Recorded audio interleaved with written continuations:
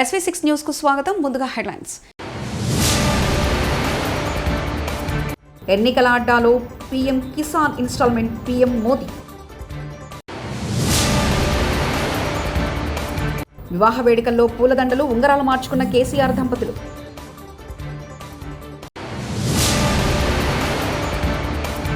తిరుమల శ్రీవారిని దర్శించుకున్న పలువురు ప్రముఖులు.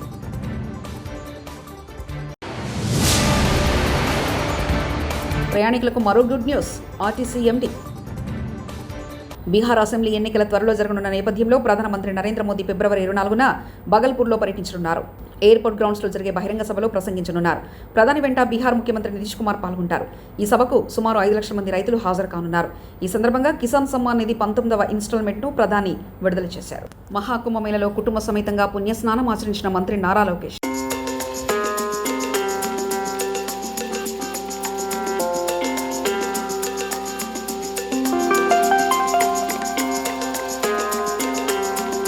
వివాహ విందుకు హాజరైన కేసీఆర్ దంపతులు అతిథుల సమక్షంలో ఒకరినొకరు పూలదండలు ఉంగరాలు మార్చుకున్నారు. ఈ అపురూప సన్నివేశం సిద్దిపేట జిల్లాలో గజ్వెల్లో సోమవారం జరిగింది. ఓ వివాహ వేడుకకు కేసీఆర్ సతీమణి శోభతో కలిసి అతిథిగా హాజరయ్యారు. వధువులను ఆశీర్వదించారు. అదే రోజు కేసీఆర్ పుట్టినరోజు కావడంతో కళ్యాణ వేదిక వద్దే అప్పటికప్పుడు వేడుకల పెళ్లివారు ఏర్పాటు చేశారు. పెళ్లికొచ్చిన అతిథులు శుభాకాంక్షల మధ్య కేసీఆర్ దంపతులు పూలదండలు ఉంగరాలు మార్చుకున్నారు.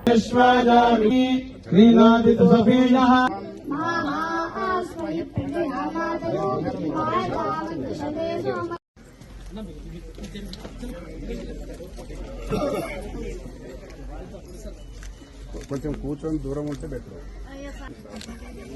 మేడం. మీరు సార్ మెల్లదు.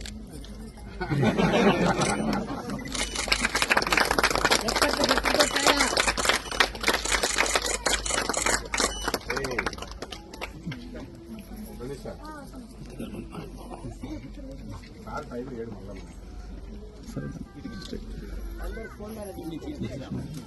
తెలంగాణ రోడ్డు రవాణా సంస్థ టీజీఎస్ ఆర్టీసీ ప్రయాణికులకు గుడ్ న్యూస్ చెప్పింది. తమకు చెందిన బస్సుల్లో ప్రయాణించే ప్రయాణికులకు టికెట్ ఛార్జీలో రాయితీలు ఇస్తామని ప్రకటించింది.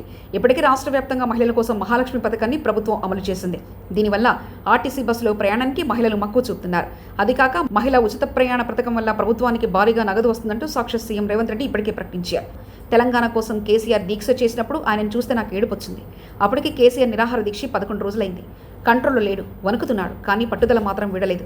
అప్పుడు ఆయనను చూసి నా కళ్ళలో నీళ్లు తిరిగాయంటూ హరీష్ రావు వ్యాఖ్యానించారు. అయితే తెలంగాణ జైత్రయాత్ర లేదంటే నా శవయాత్ర అని చెప్పి ఆమరణ నిరాహార దీక్ష కూర్చున్నటువంటి నాయకుడు మనం చూసాం. గాంధీజీ గారి సత్యాగ్రహం చూసాం.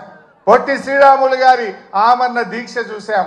మరి నాడు కేసీఆర్ గారు కూడా ఆమరణ నిరాహార దీక్ష కూర్చొని ఢిల్లీ పీఠాన్ని కదిలించి డిసెంబర్ 9, 2009 ప్రకటన వచ్చిందంటే అది కేసీఆర్ గారి దీక్ష ఫలితం అని కూడా మనం గుర్తు చేసుకోవాల్సిన అవసరం ఉంది. నిజంగా ఆయన ఆ రోజు దీక్ష పూనుకోకపోతే ఇవాళ తెలంగాణ ప్రకటన వచ్చేదా? ఎవడెవడో ఏదో మాట్లాడుతున్నాడు. ఆ రోజు చిదంబరం గారు నాకు బాగా గుర్తు. కేటీఆర్ గారు, మా మధుసూనాచారి గారు, జయశంకర్ గారు అందరం కూడా అక్కడే ఉండేవాళ్ళం. చిదంబరం గారు ఫోన్ చేసి ఢిల్లీ నుంచి కేసీఆర్ గారు దీక్ష విరమించండి, మేము తెలంగాణ ప్రక్రియ ప్రారంభిస్తామన్నారు. మీ మాటలకు మేము మోసపోం. మీరు స్పష్టంగా ఢిల్లీ నుంచి తెలంగాణ రాష్ట్ర ఏర్పాటు ప్రక్రియ ప్రారంభిస్తున్నామని స్పష్టమైన ప్రకటన కేంద్ర ప్రభుత్వం నుంచి చెప్తే తప్ప నా దీక్ష విరమించను అని చెప్పి కేసీఆర్ గారు చెప్పింది. అప్పటికి 11 రోజులైంది. మనిషి ఆ మంచం మీద నుంచి ఒక్కొక్కసారి వణుకుతో దాదాపు ½ ఫీట్ ఎగురుతా ఉండే బాడీ తన కంట్రోల్లో తాను లేదు. కానీ ఆ పట్టుదల. కేసీఆర్ కడుపున పుట్టడం నాకు పూర్వజన్మ సుకృతం. తెలంగాణ జాతికి కేసీఆర్ ఒక హీరో. ఉద్యమం కోసం నడుం బిగించిన నాడు మీడియా లేదు, మద్దతు లేదు. ఎన్ని ఇబ్బందులు వచ్చినా ఉద్యమాన్ని నడిపారు. చావు నోట్లో తలపెట్టి తెలంగాణ రాష్ట్రాన్ని సాధించారంటూ కేటీఆర్ వ్యాఖ్యానించారు. కేసీఆర్ గారి కడుపున పుట్టిన బిడ్డగా నిజంగా నా పూర్వజన్మ సుకృతం, నా అదృష్టం. ఎందుకంటే మా నాన్న నా ఒక్కడికే హీరో కాదు. మా నాన్న మొత్తం తెలంగాణ జాతికి హీరో, 4 కోట్ల తెలంగాణ ప్రజలకు హీరో. తెలంగాణకు విముక్తి కల్పించిన ఒక మహానుభావుడు, ఒక కారణ జన్ముడు కడుపున నేను పుట్టడం నా అదృష్టంగా భావిస్తూ ఉన్నాను. నిజంగా అప్పుడప్పుడు ఇప్పుడే పెద్దలు చెప్తా ఉంటే కొన్ని సినిమా రీల్ లాగా మనసులో తిరుగుతూ ఉండే. వారు చెప్తున్న కొన్ని మాటలు. కేసీఆర్ గారు ఉద్యమానికి నడుం బిగించినాడు.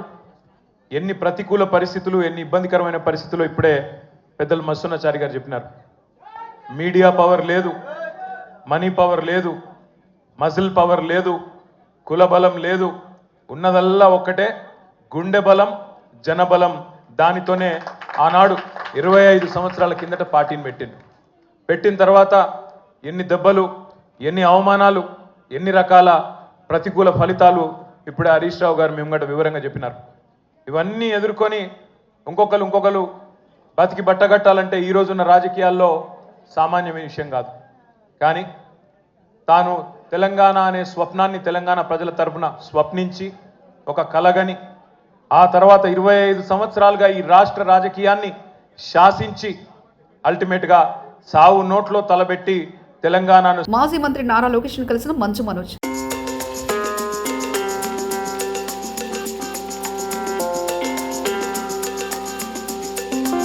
మనకు ప్రచారానికి సోషల్ మీడియా అవసరం లేదు. కాంగ్రెస్ కార్యకర్తలు ఒక్కసారి నడుం బిగిస్తే ఏ మీడియా పనికిరాదు. ప్రభుత్వ కార్యక్రమాల గురించి ఒక్కొక్కరు 10 మందికి చెప్పాలి. TPCC chief Mahesh Kumar Goud. ప్రతి వ్యక్తి రోజు కనీసం 10 మందికి ఈ విషయాలు చెప్పాలి. రెవెన్యూ డిపార్ట్మెంట్ కూడా చెప్పాలి. మీరు వాస్తవాలు చెప్పండి. మా కొంచెం గొప్ప చెప్పాల్సిన అవసరం లేదు. 10 ఏళ్ళు వారు చేసిన అభివృద్ధి ఎంత, మనం 5 సంవత్సరాలు చేసిన అభివృద్ధి ఎంత, వారు 10 ఏళ్ళు ఇచ్చిన సంక్షేమం ఎంత, మన సంవత్సరం ఇచ్చిన సంక్షేమం ఎంత, ఇవన్నీ చెప్పుకుంటే చాలు మనకి. తిరుమల శ్రీవారిని పలువురు ప్రముఖులు దర్శించుకున్నారు. వీఐపీ ప్రారంభ విరామ దర్శన సమయంలో ఏపీ రాష్ట్ర హోంమంత్రి వంగల్పూడి అనిత శ్రీవారి సేవలో పాల్గొన్నారు. మరోవైపు మహారాష్ట్ర సీఎం దేవేంద్ర ఫడ్నవీస్, తెలంగాణ రాష్ట్ర మంత్రి పొన్నం ప్రభాకర్ వేర్వేరుగా శ్రీవారిని దర్శించుకున్నారు. తొలుత తిరుమల తిరుపతి దేవస్థాన అధికారులు వారికి స్వాగతం పలికి దర్శన ఏర్పాట్లు చేశారు. దర్శనానంతరం రంగనాయకుల మండపంలో పండితులు వారికి వేద ఆశీర్వచనం పలికి స్వామివారి తీర్థప్రసాదాలు అందజేశారు. శ్రీ వెంకటేశ్వర స్వామి దర్శనం అన్నది ఒక పూర్వజన్మ సుకృతం. ఈరోజు ఆ వెంకటేశ్వర స్వామి దర్శనం చేసుకొని ఈరోజు మేమందరం కూడా ఇక్కడికి రావడం జరిగింది. ఒక మంచి దర్శనం కలిగింది. ఆ దేవదేవుని కూడా ఇప్పుడు కూడా ఈ రాష్ట్రం బాగుపడాలి, చంద్రబాబు నాయుడు గారు ఆరోగ్యంగా ఉండాలి, ఈ రాష్ట్ర ప్రజలందరూ కూడా ఎన్డీఏ గవర్నమెంట్ సారథ్యంలో ప్రతి ఒక్కరు కూడా సుఖ సంతోషాలతో ఉండాలని మనస్ఫూర్తిగా ఆ దేవదేవుని కోరుకోవడం జరిగింది. ఈరోజు అదేవిధంగా ఎక్కడైనా టెంపుల్స్లో ఈ మహోత్సవాలు జరుగుతున్నాయి. ఇప్పుడు శివరాత్రి మహోత్సవాలు, మొన్నటి రథసప్తి మహోత్సవాలు కూడా ఇక్కడ వెంకటేశ్వర స్వామి సన్నిధిలో చాలా దేశంలో రోల్ మోడల్గా మార్గదర్శకత్వంగా ఉండే విధంగా కుల సర్వే నిర్వహించింది.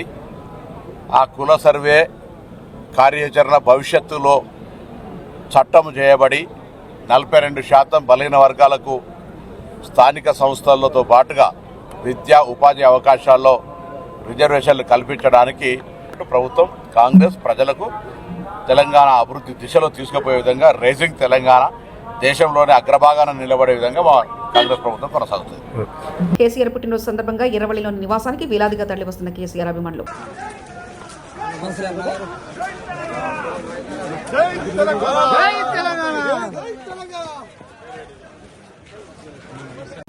ఎర్రవల్లిలో కేసీఆర్ జన్మదిన సందర్భంగా గ్రామంలోని గ్రామదేవతలకు ప్రత్యేక పూజలు, యాగం నిర్వహించిన గ్రామస్తులు, యాగంలో పాల్గొన్న కేసీఆర్ దంపతులు.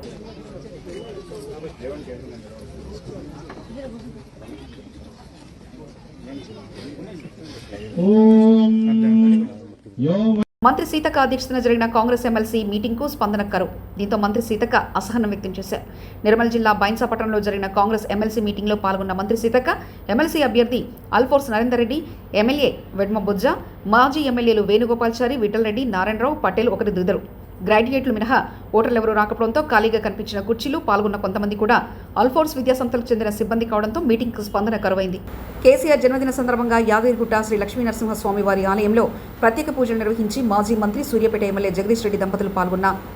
ఆలేరు మాజీ ఎమ్మెల్యే గొంగిడి సునీత, మాజీ మంత్రి ఎమ్మెల్యే గుంతకండ్ల జగదీష్ రెడ్డి ప్రత్యేక తెలంగాణ వస్తే తప్ప సమస్యల పరిష్కారం కాదని, మన నిధులు మన వనరులతో కోసం పోరాటం చేసిన యోధుడు కేసీఆర్. అంబేద్కర్ గాంధీ మార్గంలో ప్రత్యేక రాష్ట్రం సాధించిన వ్యక్తి కేసీఆర్. సబ్బంట ప్రజల సమస్యలు తెలిపిన నాయకుడు కేసీఆర్. తెలంగాణ రాష్ట్ర ఏర్పాటయ్యాక మొదటి సీఎం అయ్యాడు. తెలంగాణ జాతిపిత బాపుగా కేసీఆర్.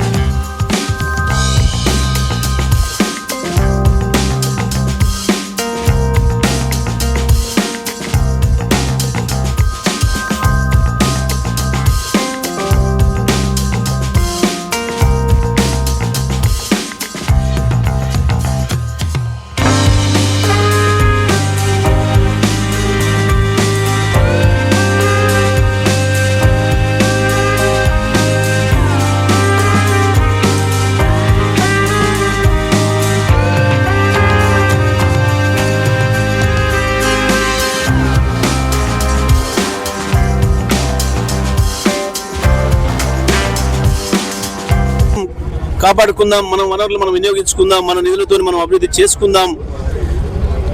తెలంగాణ రాష్ట్రం అయితే, సొంత రాష్ట్రం అయితే భారతదేశంలోనే అతి ఉన్నతమైన రాష్ట్రం అవుతుందని చెప్పి ఆనాడే ప్రకటించి తెలంగాణ ఉద్యమాన్ని ప్రారంభించి మనకున్న మార్గం అంబేద్కర్ గారు మనకిచ్చిన అవకాశం రాజ్యాంగంలో, గాంధీ మహాత్ముడు చూపించిన మార్గం, దానిలోనే అహింసతోనే ఎన్నికల్ని ఆయుధంగా చేసుకొని రాష్ట్రాన్ని సాధించాలని చెప్పి ఒక అద్భుతమైన పందాన్ని తీసుకొని తెలంగాణ రాష్ట్ర ప్రజలందరినీ కూడా ఏకం చేసి రాష్ట్రాన్ని సాధించిన నాయకుడు కేసీఆర్ గారు. తెచ్చిన రాష్ట్రం మీరైతేనే చేయగలుగుతారు. ఈ రాష్ట్రంలో ఏ మూలన ఏమున్నదో, ఏ చుక్క నీరు ఏ ఇంచు భూమికి ఇవ్వాలనో, ఏ దళితులు, ఏ గిరిజనులు, ఏ గోండు గూడాల్లో ఉండే బిడ్డలు, ఏ ముస్లిం బస్తీలో దళిత వాడల్లో ఉండే ప్రజలు, ఎవరి మనసుల్లో ఏ బాధ ఉందో అన్ని తెలిసిన నాయకుడిగా మీరు ఈ రాష్ట్రాన్ని పరిపాలిస్తే తప్ప ఈ రాష్ట్రం మళ్ళీ ఆగమవుతుంది.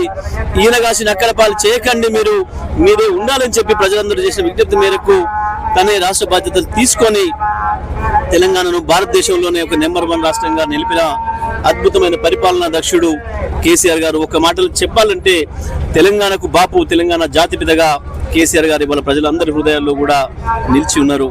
కానీ దురదృష్టవశాత్తు సంవత్సర కాలంగా ఒక దుర్మార్గమైన పరిపాలన వచ్చింది, మూర్ఖుల చేతిలోకి రాష్ట్రం వెళ్ళింది. ఇటువంటి పరిస్థితులలో రాష్ట్రానికి మళ్ళీ నష్టం వచ్చే ప్రమాదం వచ్చింది. కనీసం జనాభా లెక్కల్ని కూడా చక్కగా చేసుకోలేక ఇవాళ భారతదేశంలో ఉండే సీట్లు కూడా, పార్లమెంట్ సీట్లు కూడా మనకు తెలంగాణకు తగ్గే ప్రమాదాన్ని తీసుకొస్తుంది ఇవాళ మూర్ఖ ప్రభుత్వం.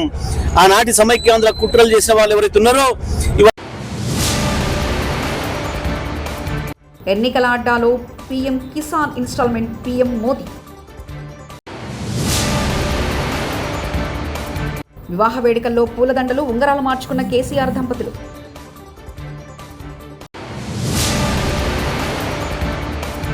తిరుమల శ్రీవారిని దర్శించుకున్న పలువురు ప్రముఖులు.